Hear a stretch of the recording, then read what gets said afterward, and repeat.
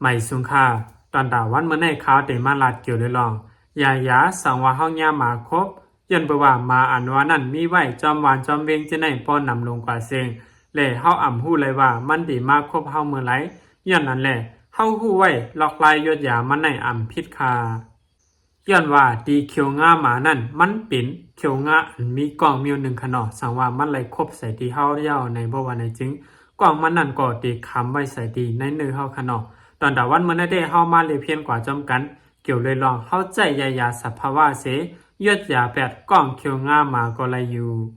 ย้อนนั้นแหละเฮาอ่ำถูกลีทางเลขคณะย้อนบ่ว่าเขียวงาหมานั่นมันมีเพติติค่ะสังว่ามันไหลครบใส่ที่เฮาเย้าห้อยเจ็บห้อยเย็นจินั่นมันจังเพลามเสโอมนองกว่าและตีจังมีกล้องเฮ็ดให้เฮาถึงอาสักไลสังว่าอ่ำถึงอาสักในก็สังว่ามานั่นเป็นมาหยองมาบาไว้เพราะว่าในจึงเฮาตีจังจับลมหย่องลมมามันขนอกอย่างนั้นแหละรีพังกันไว้เต้ๆค่ะ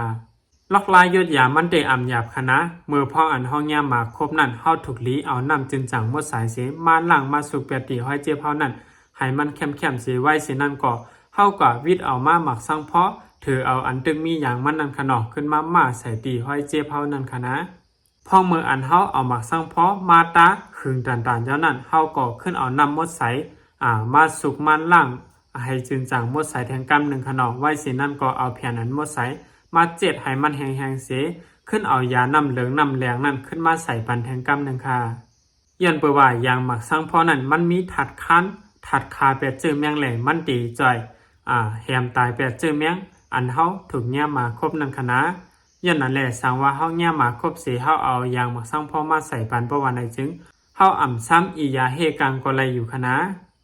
สังว่าเฮาอ่ำตันยาคึดตันประวันในจึงห้อยเจ็บห้อยเย็นจะนั่นตีจังเพล่ำขนอกสังว่าเป็นข้าวใหม่ข้าวอันหมักสังเพาะอ่ำป้อนเหลืองอ่ำป้อนน้ำประวันในจึงเฮากะฮักเอาจอมการมันนั่นก็ไหลอยู่คณะเอายางจอมการมันนั่นเสมาใส่ตื้อเตียนต่างก็ไหลอยู่